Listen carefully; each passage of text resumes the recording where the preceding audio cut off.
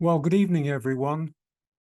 I'm Nick Cooke, and a very warm welcome to our regular Monday evening support group, Mindful Mondays, for all members of the Mindfulness Now community.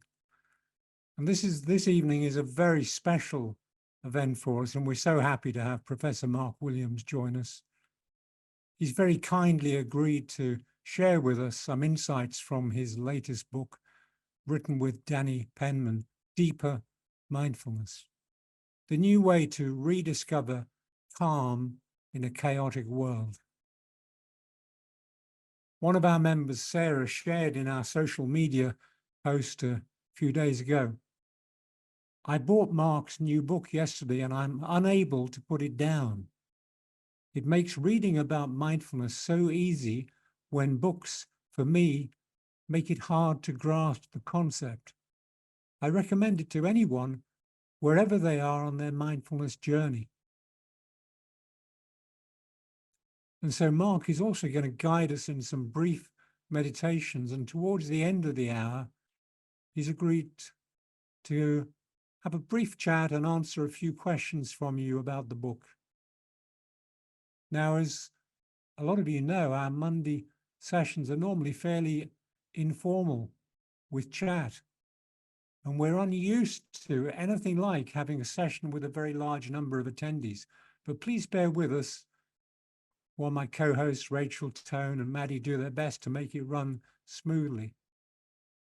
They're going to be opening the chat for you now, or in just a moment, for you to briefly introduce yourself, if you wish, to us all, including Mark, maybe saying where you are based. Okay? And then later on, we'll turn the chat back on again when you'll be invited to post some questions. They'll also open the chat at any time if Mark asks them to. Please keep your video on if possible, but your audio muted at all times unless you're invited to unmute. So I'm about to hand over to Mark. He is Emeritus Professor of Clinical Psychology at Oxford University. He's co-developer of mindfulness-based cognitive therapy, MBCT, and was the founding director of the Oxford Mindfulness Centre. He's author, along with Danny Penman, of the internationally best-selling self-help book, Mindfulness, Finding Peace in a Frantic World. Mark, thank you so much and welcome. Thank you, Nick. And I see people from all over the country are here tonight. So welcome to you all. And well, I'm the visitor, of course, so hard to say welcome when I'm the visitor, but and people I recognize the names of that I haven't seen for a long time. So it's lovely to be here. Why don't we sit for a moment to help gather ourselves right at the beginning of our evening? So we'll let go of the chat for now and allowing your eyes to close if that feels comfortable, or lowering your gaze. And becoming aware of your body sitting here, just as it is.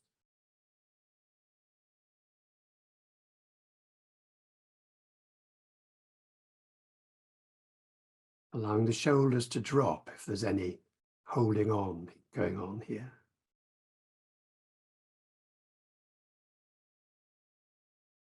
Letting the facial expression be soft.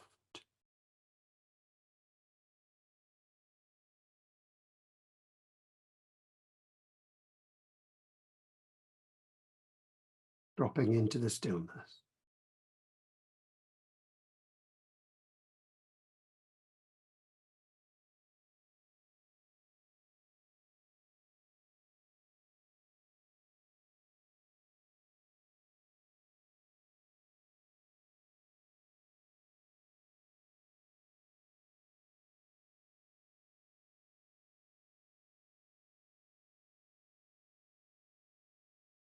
And then at a certain point, finding some place in the body as a focus for attention.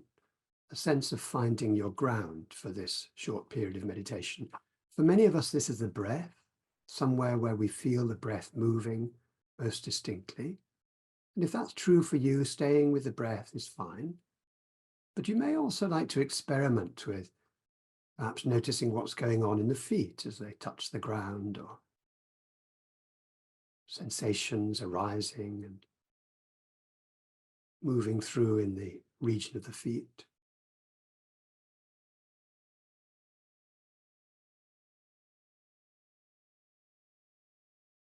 Maybe with the breath in the background, tending to sensations in the feet.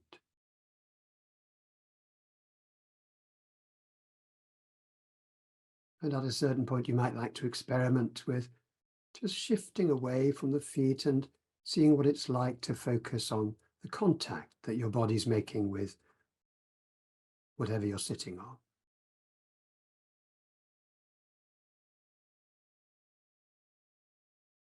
What sensations are here? Maintaining this sense of curiosity.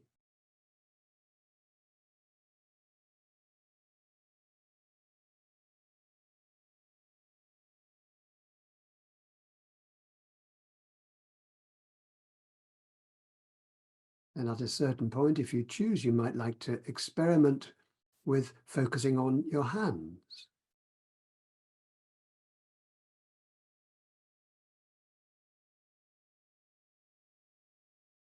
What sensations are coming and going here?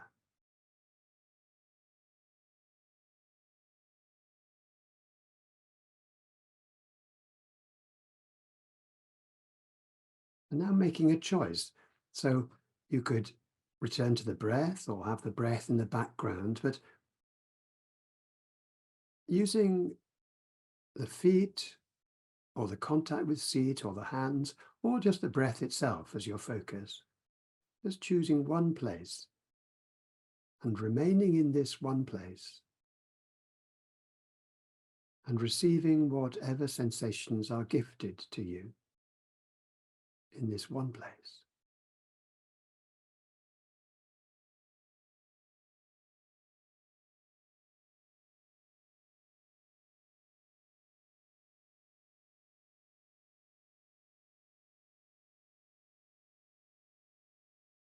And if you find the mind is distracted or wanders away from where you'd intended it to be, there's no rush.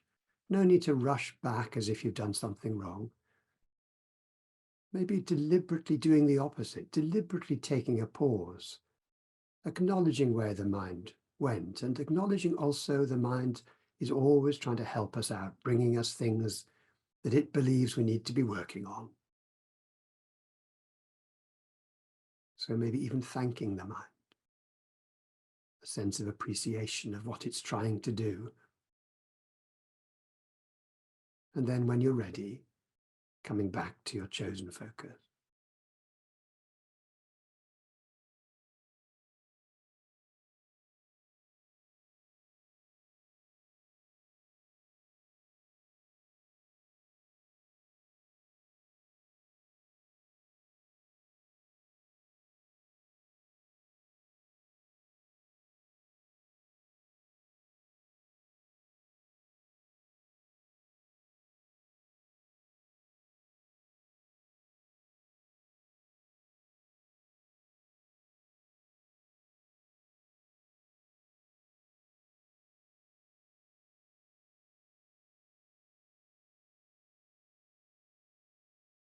And then as this short meditation comes to an end,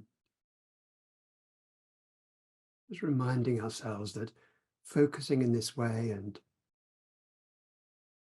dealing with the wandering and restless mind with a sense of openness and appreciation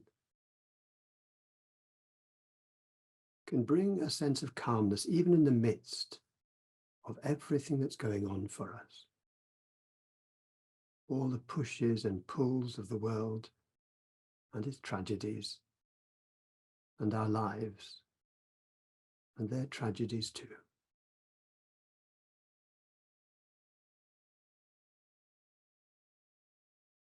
Now beginning to move fingers and toes, allowing the eyes to open if they've been closed.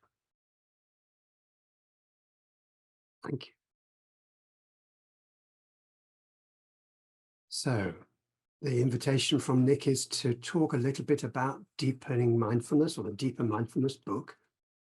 And that's what we'll do this evening briefly. So mindfulness, as we know, is about turning the light of awareness towards what's arising outside us and inside us, moment by moment. And the program in Deeper Mindfulness aims to help us see more clearly what keeps us locked in brooding and worry, and in so doing prevents us from seeing where deep calmness may well lie. And we start from the observation that emotional problems, especially this driven mode that we get into, it has certain key characteristics. First of all, we may notice it hijacks our attention.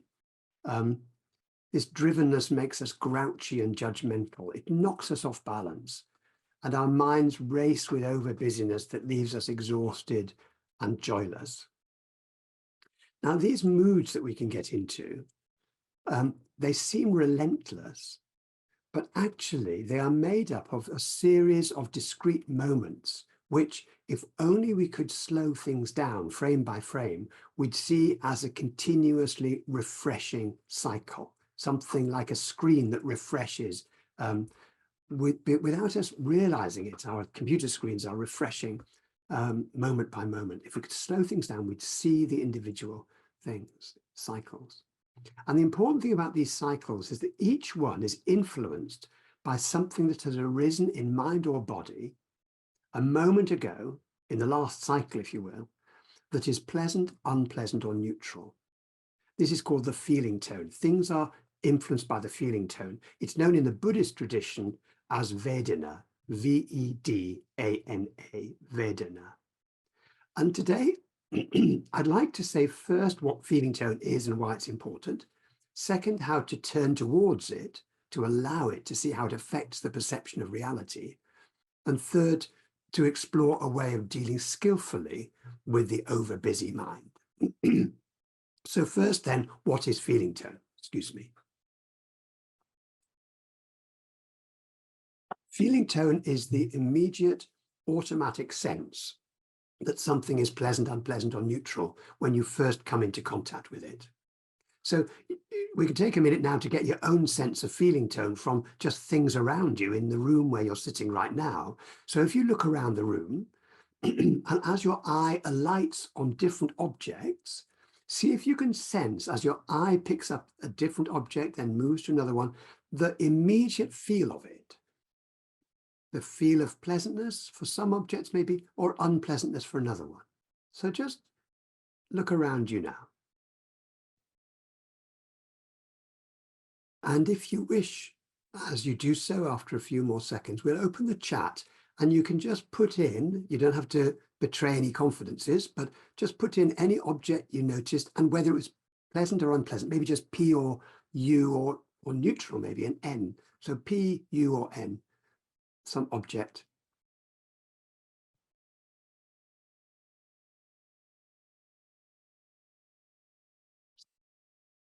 So a picture was P for Susan, a plant, a photo, a cup of tea, peeling wallpaper, photographs, photo, candle, tulip, dog, a candle, a picture. Yeah, most of them P. Occasionally somebody saw a spider, which got a U, extension lead U, a wire, a mobile, neutral, log burner, rabbit litter tray, U, okay, scrunched bit of paper, a wonky painting. Isn't it interesting? These are unique to us in a sense. And okay, yeah, lots of things. Washing you need to put away. Yeah, this is very typical. As I look around, I see some things which I quite like, other things which, yeah, they're just a bit piled up, you know? I love to think my study one day will be really organized. Never quite happens, but they're unique to all of us. And the same thing which might be unpleasant for some people are pleasant for others. And you might also notice, thank you, you might also notice that each one often has a conditioning history, a learning history. Yeah, that picture, that bit of rubbish, that, you know, the meal that you ate, which was pleasant, has left a dirty plate, which is now unpleasant. Or that picture, that photograph, has a conditioning history. So feeling tones they summarize the conditioning history of that object, of that moment. That's quite important. We'll come back to it later. And these feeling tones may arise and pass so quickly that it can be difficult to notice them. You've been sitting in that room for, you know, at least 5 or 6 minutes. They were around you then, but they were, as it were, having an impact on your mood a little bit this way, a little bit that way, without us even being aware of them. And yet they're critically important because they shape what happens next as our eye alights on them and then moves on. So a pleasant feeling tone, it might have given you a sense of someone or something precious. Your mind then might have gone off into daydreams or even regrets sometimes.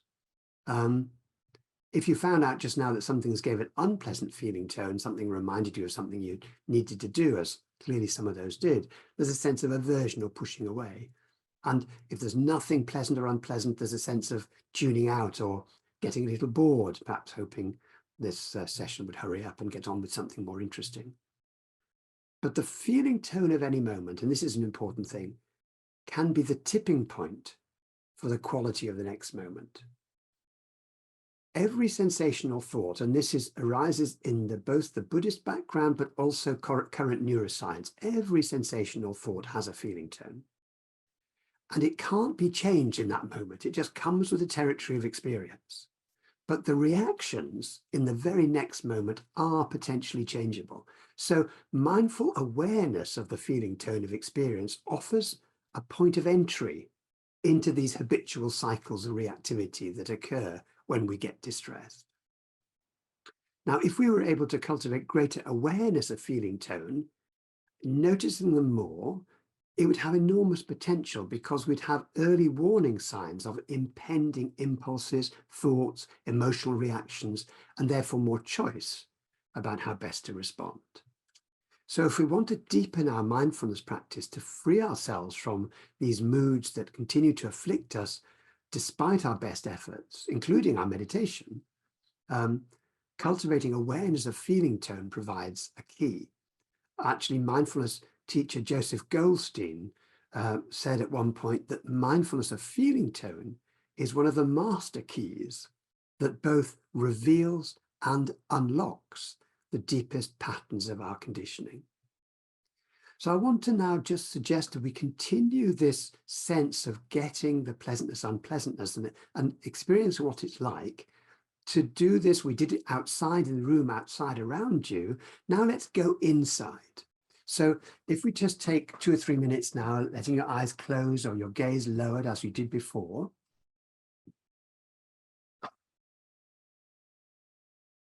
And then maybe just establishing where your anchors are going to be for the next minute or so. Is it going to be the feet or contact with seat or your hands or the breath? Either the breath by itself or the breath in the background to one of the others.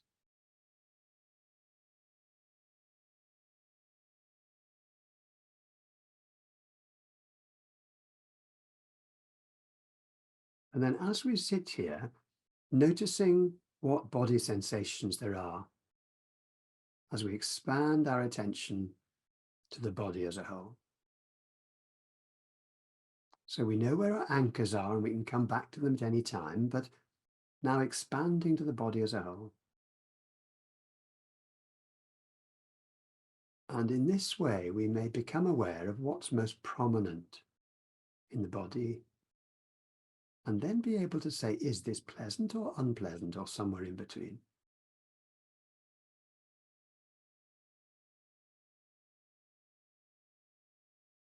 Now, sometimes it's very obvious there's a pain or discomfort or something which is very obviously unpleasant, or there might be a sense of relaxing around the eyes or the shoulders, and it can be obviously pleasant, but many things are hard to detect. But there's no need to go out hunting for feeling tone. Just wait for another sensation to arise and see if you can register pleasant or unpleasant or neither.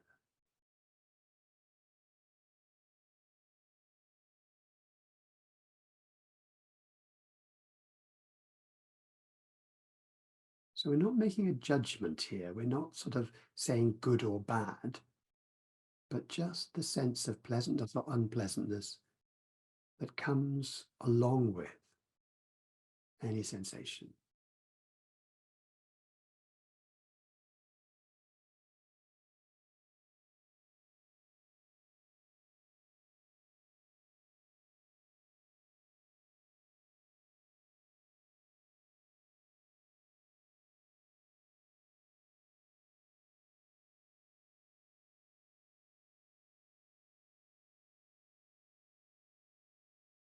And then at a certain point, coming back to your anchors, feet, contact with seat, hands, or breath. Letting go of the invitation to register feeling tone. And just notice the sensations in your anchors just as they are.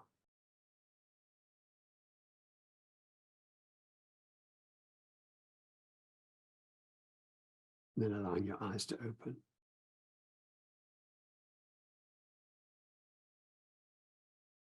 Thank you. So you see how we can take the more obvious sense of the pleasantness, unpleasantness of things around us, and then bring them, as it were, within and notice the sense of pleasantness or unpleasantness. It's not a judgment. It's not a, we're not deciding good or bad, just a natural sense, a sense of arising that comes with the sensation itself. So I want to move now to how feeling tone affects our perception of reality. When we started putting this program together, we called it Frame by Frame, and the reference was to the photographer Edward Maybridge, who in 1877 used 12 cameras carefully positioned along a racetrack to settle an argument that had raged for centuries. Was there any moment, the question was, any moment in the gallop of a horse where all four hooves were off the ground simultaneously? So a thread ran across the track from each camera, and as the horse ran past, it broke the threads and released each camera's shutter a thousandth of a second. And when the photographs were developed, they revealed the answer. Yes, there was a brief moment when the horse floated above the ground. Artists hadn't been able to discern this in the past. It was too fast. But the use of this new technology allowed Maybridge to capture a new view, frame by frame, which no one had seen before. Now, how is this relevant to what we're doing? Because what we're doing in mindfulness practice, in a sense, is that we are also slowing things down so we get more of a chance to get closer and closer to seeing our individual frames or moments of experience. And neuroscience agrees that the brain is constantly active, building this sequence of mental models, a bit like Maybridge's sequence of images. But there's a difference in what the brain does. Maybridge camera took a series of pictures of what was actually there. But the pictures in your mental models aren't like that. It's as if we've got two parallel streams feeding the brain. One is the basic data stream, more like Maybridge's data, that's monitoring the actual world, moment by moment. The other is a virtual video stream, you might say. And this virtual stream, this rapid sequence of what's called mental models, is constructed from predictions of what's just happened in the past and what's likely to happen from one moment to the next. So that's based on all the past conditioning that's happened, all your past memories, and what action is needed. You know, if you're stepping off a pavement, you have to step down. You know how far it is to step. Generally, it works okay. If it turns out to be a white line in the road and it wasn't a pavement at all, you stumble, and it feels a bit ridiculous because you stumbled over nothing. But the prediction usually works and you go on your way without thinking about it. And crucially, however, this sequence of mental models is influenced by the feeling tone of what's happening. And that's especially when we get caught up in the complexities of brooding or worry. Feeling tone is like a hidden influencer. Something sensed as pleasant or unpleasant in the last moment affects the mental models that are built in the next moment. So, for example, it determines which experience are held sort of center stage, as it were, often the most unpleasant, unfortunately. The mental model will want to keep the peak pain or your peak distress because it wants to work on that. It wants to solve it. It wants to do something about it. And if you're not aware of this tendency, the mental models can create a story that together holds like a sort of limpet-like structure. It holds the sequence of images together. This is what's happened in the past. This is what's going to happen in the future. And it doesn't allow you any freedom to take in the data of what's happening now. We get drawn into the story, even if it predicts more pain and distress. But if we can bring awareness to that process, even if we can just say, oh, this is unpleasant, you zoom in on the feeling tone, this is unpleasant. That can be a great act of freedom. It can cut through the complexity of the whole thing, the complexity of the rumination, the complexity of the problem-solving mode. You just say, this is unpleasant. That itself can encourage that sequence of self-created images to collapse. So I want to try sitting again for 2 or 3 minutes. Again, you could close your eyes if you like. What we're going to do is start with noticing our anchors. This is how we'll always start in this program. Then we go to the body as a whole. And then we're going to just focus on, take it to sounds and then to thoughts or emotions. So we're going to go beyond just the body sensations as pleasant, unpleasant, to think about sounds and to then focus on thoughts or emotions. So coming now to sit.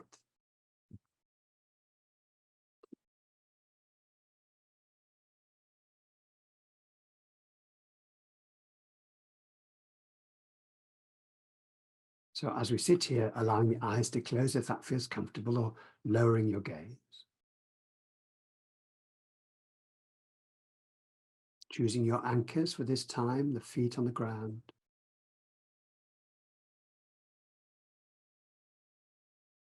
Contact with the chair or whatever you're sitting on.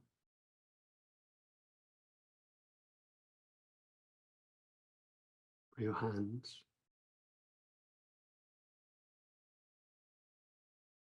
Or the breath. Making the choice and settling in here for the next few moments.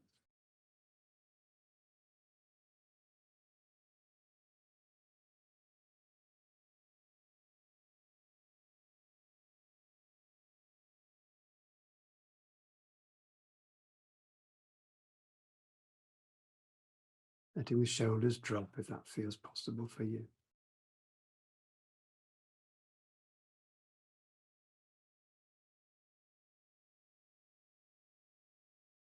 And then opening at a certain point, opening to the whole body. And noticing what sensations you're aware of and whether they're pleasant or unpleasant or neither, neutral.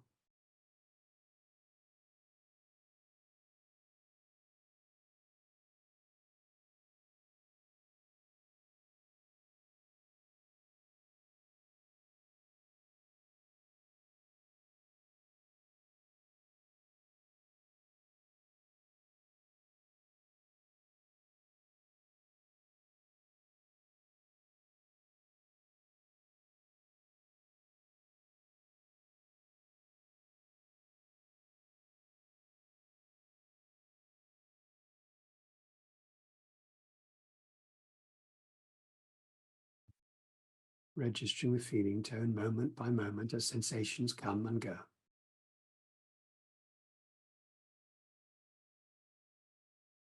At a certain point, including sounds as well, if you choose.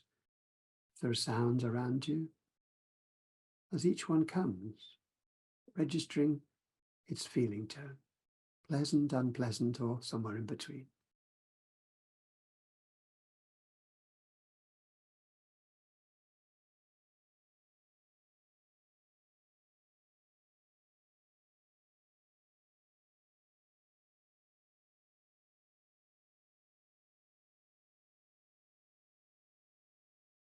May not be very strongly pleasant or unpleasant, but just sensing if any body sensation or sound just leans one way in towards unpleasantness or leans the other into pleasantness,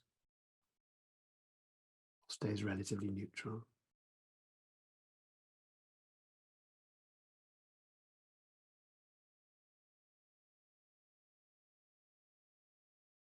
And from time to time, you may notice that thoughts, feelings occur. And when that happens now, just letting the body fade into the background and sounds fade into the background, and allow the thoughts to be here long enough to register, pleasant, unpleasant, or neither.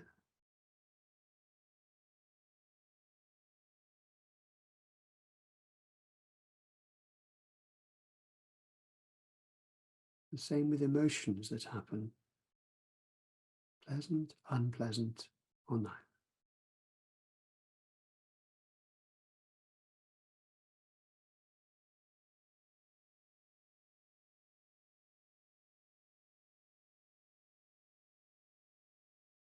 Noticing if a story starts up. No matter at what point you wake up and realize that the mind has gone up, just at that point you can just notice, was that story pleasant, unpleasant, or neither? The whole thought stream, pleasant, unpleasant, or neither.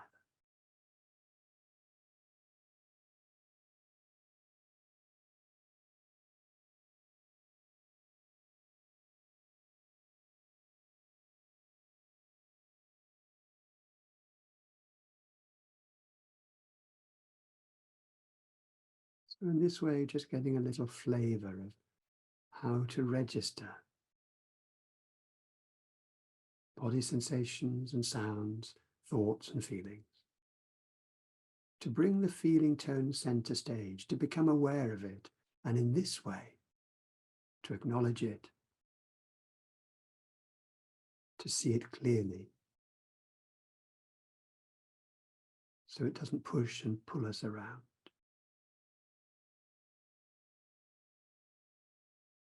And then when you're ready, beginning to move fingers and toes, opening your eyes if they've been closed.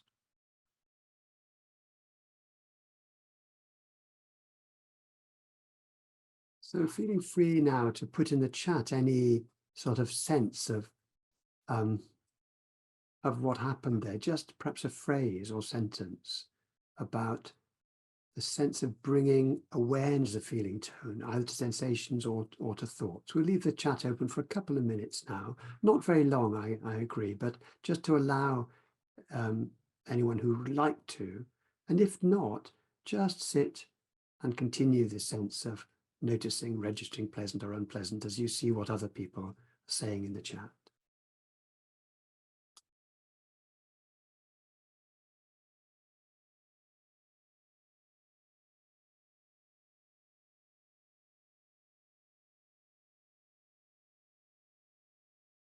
Yeah.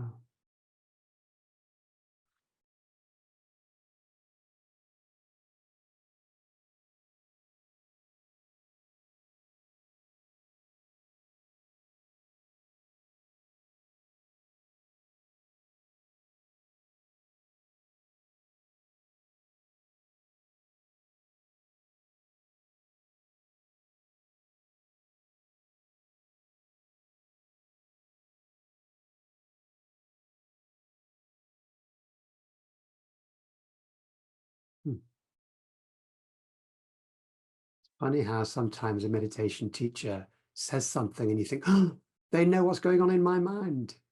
I get that all the time when I follow a teacher. Yeah.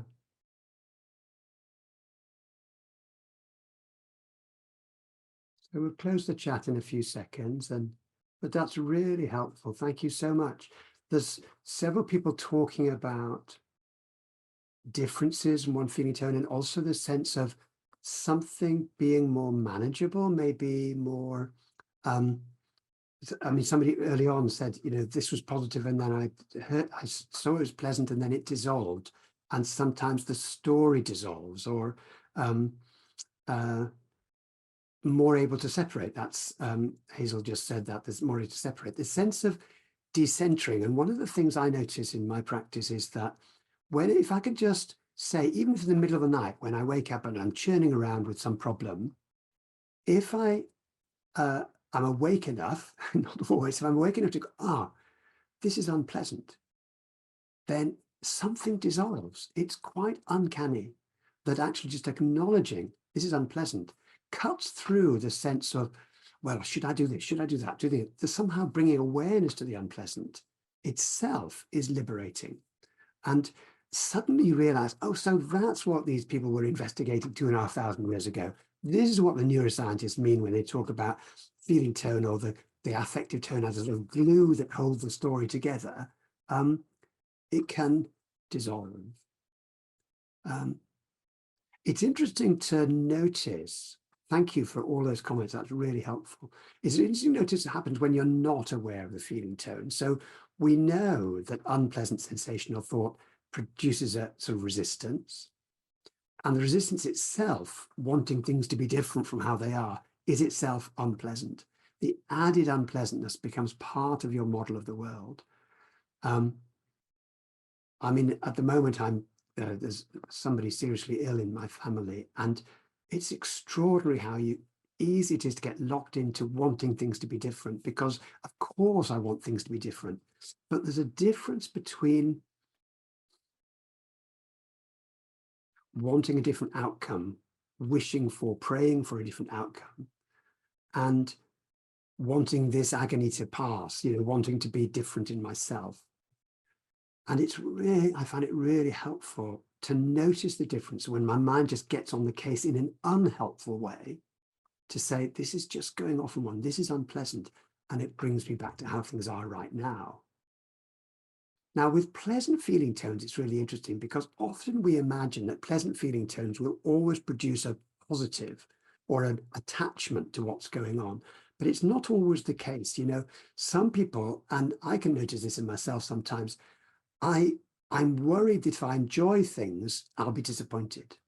So I tend to dampen things down. I think a lot of people do this. So, when you're enjoying something, even in the meditation, for example, if you hit one of those, rare spots where the meditation seems to be going really well, bliss, yes, really relaxed, then you have this little voice going, it won't last. You've been told not to enjoy this. That's not the point. Or if you get too excited, you can hear your mother's voice saying, don't get too excited, there'll be tears before bedtime. Or this sort of, don't get yourself too worked up. This streak of luck is going to end soon. This is too good to be true. Now, those have been all put together in a questionnaire called a dampening questionnaire. And some people are like that all the time. So as soon as they feel positive, they dampen it down so as to get their disappointment in first before they're disappointed. And so we end up being conditioned not to savor anything. And so one of the things we can do about that is to allow the feeling tone to be just as it is. So one way to do this is, if something pleasant is happening, after we've acknowledged it, we can actually say inwardly, it's okay to like this. So it's worth trying that. If you lie in bed and you're relaxing, then you acknowledge it as pleasant, and then say, it's okay to like this, and savor it while it's there without getting attached or hijacked by it. While it's here, then enjoy it. And similarly, if you toss and turn in bed and you don't like it, I'm awake and I want to be asleep, and after you've said this is unpleasant, you can actually allow it by saying it's okay not to like it, because who likes being awake when they want to be asleep? It's natural not to like it. You're not saying it's okay to be awake. You're saying it's okay not to like being awake. This dissolves the reactivity by helping us see that it's natural not to like unpleasant things. And you can try this for yourself if you want to. If you want to just try stretching for a moment, maybe just move your shoulders up as if they're going to cover your ears. And that tends to create some sensations which are slightly unpleasant. And if they do, see if you can say to yourselves, it's okay not to like this. It's unpleasant, it's okay not to like it. But sometimes it creates feelings that are pleasant, and that you could say it's okay to like this. and then letting your shoulders drop and do the same thing. So if there's any pleasantness there, then register the pleasantness. It's okay to like it, allow it. And then if there's any unpleasantness in the body, any discomfort in the body, then registering that discomfort and then saying, it's okay not to like this. It's okay not to like this.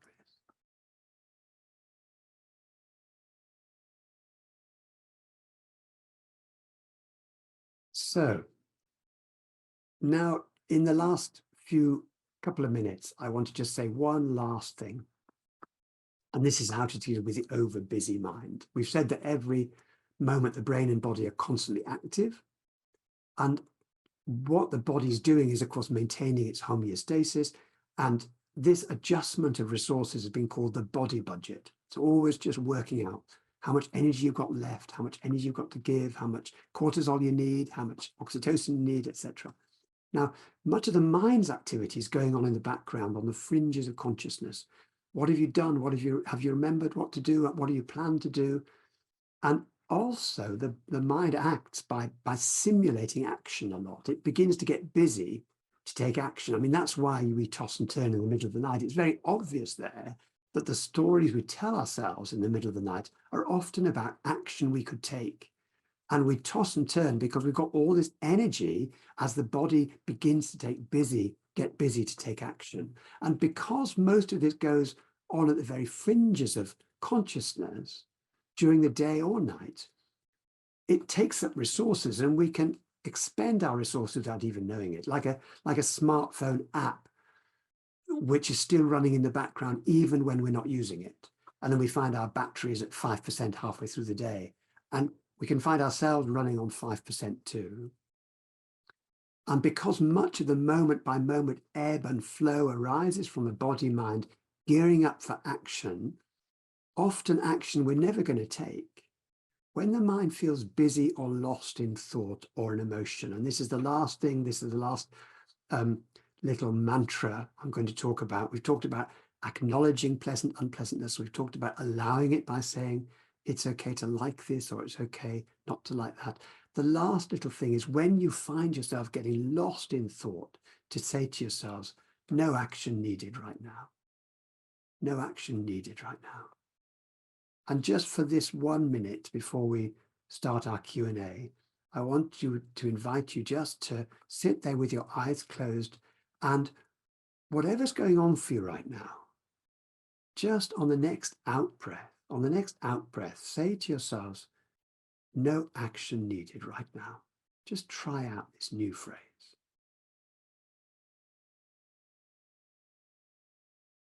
Stepping inside, looking at the weather pattern that's happening in mind and body, whatever's going on an out breath, saying, no action needed right now.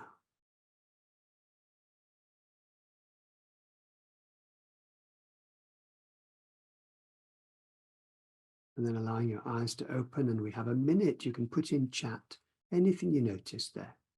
Anything you notice, we'll just open the chat again, and then I'll pass over to Nick for the Q&A in a minute's time.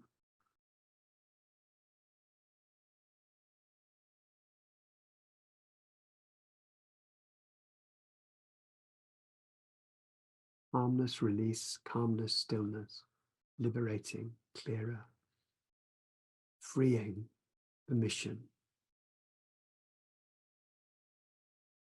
sense of relief, letting go, back pain lessened, didn't want to open your eyes, sense of permission, absolutely.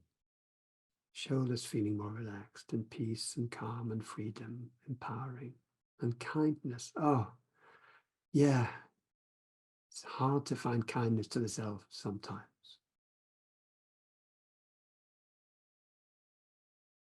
And it's not a recipe for passivity. We're not saying you'll never ever take action again with the wrongs that are going on in your life or in the world. But right now, we generate so much action, so many actions. We are so busy. The mind is so busy. And most of those actions we'll never take. So this sense of just allowing the calmness. And with that calmness comes an insight as well. And the insight is we didn't even know all that was going on. When you notice the change, when you notice the calmness, when you notice this liberation, the stillness, the resting, the allowing, who knew that actually there was something inside you that was holding on, that was binding, that was tying up, that was taking action, that was planning all the time, and only maybe sometimes by saying, no action needed right now, is that sense of both calming and the insight that kindness is even more possible than we thought. And it's just within our grasp. It's here right now. Thank you. I'm going to hand over to Nick now, who's going to chair the last little while. Thank you so much, Mark. And when you were talking about kindness there, oh, by the way, can we please now, we'll open the chat, and if people could very kindly put their questions into chat for Mark, and then we'll read out some of the questions to him in a moment. But could I just say before then, to really thank you, Mark, in such a short space of time, you've put over such wonderful ideas about developing our mindfulness practice and deepening our practice, as of course the name of the book implies. And it rather reminded me of when I first met Mark at one of the Oxford Mindfulness Centre summer schools, where my wife Carmel and I were in Oxford. We're actually at Oxford Town Hall. And Mark was there with Zindel Siegel and John Teasdale, talking about how MBCT came about and the development of it. It was really wonderful. But the message that most of all I took away from it was when right at the beginning, Mark stood up in front of everyone and invited us to look after ourselves and said that his wish for us was that we would be happy and that we would offer ourselves and each other kindness. And I took that message away from that, and it's been with me ever since. And it's been, it is so hard, isn't it, to be kind to ourselves. So hard to be kind to ourselves at times. And at times when we really need it, times when we really need that kindness. I've jotted down a few questions, and while we're waiting for some other questions to come in, there's a question here that I noted. Is it okay to ask perhaps what evidence there is at this stage that deeper mindfulness can assist with reducing stress and anxiety, deeper mindfulness as a program? Yeah, so we've offered it to people who are experienced mindfulness practitioners and people who are less experienced. At least half of the people who in this small open trial were mindfulness teachers, have been on retreats and so on. So the question is, could they get something more from this than they were getting from their extensive daily practice? Some of them were more novices. They'd only just been introduced to mindfulness. And the question is, could they get something from it, even though they hadn't done a lot of mindfulness practice? And we found in a paper that we published in the journal Mindfulness about 18 months ago, that it had a beneficial effect right across the board. So people who are very experienced as well as novices could get benefit from it. And it increased their well-being and reduced the stress and reduced the depression. So I think that was very helpful. I noticed just as you were talking there, Nick, somebody talked about how to meet deep grief. And I don't know whether that's a question one of the team have pulled out, but I'd like to say a bit of a word about that, if I might. Okay. Has anyone spotted that question? Can we pull that question out? Maddie, have you picked up on that? Well, we'll come back to it. Okay. Well, I'll just say a little word about it, and then because I already alluded to having illness in the family, which is creating great grief. This is actually the last meeting I'm going to do for several months now. I've cancelled everything on my appointments because of illness in the family, which is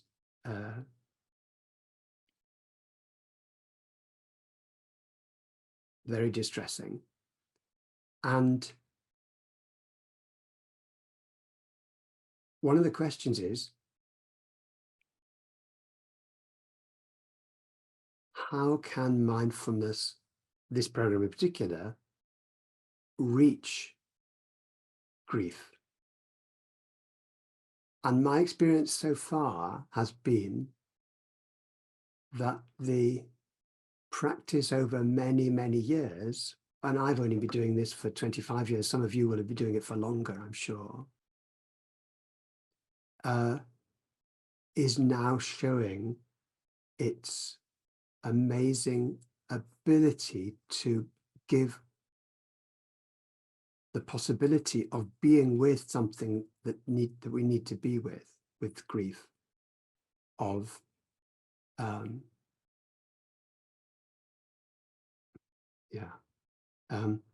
the kindness we need, the sense of wanting to do something and not knowing quite what to do, where actually it's really helpful to say no action needed right now, because it's not saying, oh, just give up. It's actually saying that, okay, it's beginning to help. It's allowing you to discern what to do and what not to do. And that's really, really helpful, as well as holding the whole space to allow the pain to be there and beginning to discern where the pain needs to express itself and where it's just getting into a story, which is not authentic. It's just a story about stuff. But yeah, anyway, I'm sure one of the team has got I won't say any more about that. I'm sure some of the team will have questions. So yeah. Well, Mark, other questions seem rather trivial. Not at all. Let's have the trivial ones as well. More trivial the better, perhaps. Yeah. Yes. Okay. Absolutely. I just jotted down a question here, which came up. Really a very simple one, actually, about how mindfulness teachers, beyond reading the book, how can they learn more about this program? Where can they go to learn more? If they're a mindfulness teacher, they can hop onto one of the Oxford Mindfulness Foundation courses that do the whole course over 8 weeks that's in the book. Or if they're a mindfulness teacher and they want to learn to teach it, they can hop onto a course, and then there are teacher trainings that are given as well. Right. Okay. Yeah. Thank you very much. Right. Well, I'm going to call on Rachel and Maddie and Tony, who've been looking at the chat, looking at some of the questions coming through. Rachel, can you feed a question, please, to us? Hi. Hello, Mark. Thank you for the session. I really enjoyed it. Yes. Somebody has said, when introducing mindfulness to someone, how do we balance the idea of non-judgment and noticing things like pleasant and unpleasant and neutral? Yeah, it's a very good question. So one of the things about judgment is that it tends to come from a different place, a sort of sense of sort of dismissal of, we think that's bad, or this is good, we want more, this is bad, and we want less. One of the things that about the feeling tone is it comes with the actual object itself. As the object, like a sound or a thought or a taste comes into the system, as we taste something, for example, we know instantly this taste is pleasant or unpleasant, or that sight is pleasant or unpleasant. And we then may judge it, well, I don't want this, that's rubbish, I don't want to buy this, send it back. But the instant sense of pleasant, unpleasantness just comes with the territory. So I would say it's more like discernment than judgment. For example, if I threw you a ball, you would know as soon as you caught it, whether it's hard or soft. You wouldn't be making a judgment. It instantly. It's part of the sense of the ball that you just caught. So similarly, a sight or a sound, it comes with the territory of it. Now, if you then may get into judgments about it, where you're comparing it with other things, but in that instant, it's just pleasant or unpleasant. Yeah. Thank you. Thanks. That's great. Thank you. Tony, have you got a question that you picked out? If I remember to unmute myself. Question is it possible to shift our perception of unpleasant to pleasant with deeper awareness? For example, fear of public speaking to excitement of public speaking. Or do we habitually mislabel it? Well, I think there is a sense in which the theory, the theory on which this is based, in terms of the cognitive neuroscience, the idea of affective decision, of this affective sense of pleasant, unpleasant being core, can be found in a book called How Emotions Are Made by Lisa Feldman Barrett. How Emotions Are Made. If you just remember that title, How Emotions Are Made, you'll see her book. It's a great book. And she takes you through emotion and shows how emotions are partly what's coming from the outside that you can't do anything about, and partly the labeling you put on it, the context in which it occurs. And those sort of theories, those constructionist theories, have been around for lots of times, and she has really convincing evidence that it's much more fluid than we think. So yes, although you might not be able to flip it quite like that, there is a sense in which if you discern and are able to allow the feelings to be there, this is unpleasant, it's okay not to like them, that already takes the sting out of the situation. And there are many people who've been through our courses that that have found that it, by taking the sting out of it, something becomes neutral. And that's like somebody who was upset when somebody sent them a really, really nasty email. And they were really, really upset about it. And they thought, I've let them down, I've let my friends down, you know, and then she was beginning to go on this long journey of, and then she said, this is unpleasant. It's okay not to like it. And it just dissolved in a moment. So it wasn't that it became nice, but she found herself thinking about something else in 5 minutes time, not that thing. So there's this, yeah. So I think it can dissolve the unpleasant, take the sting out of the unpleasantness and allow then other things to develop. Oh, that's wonderful. Thank you. Maybe we have time, I hope, just for one more question.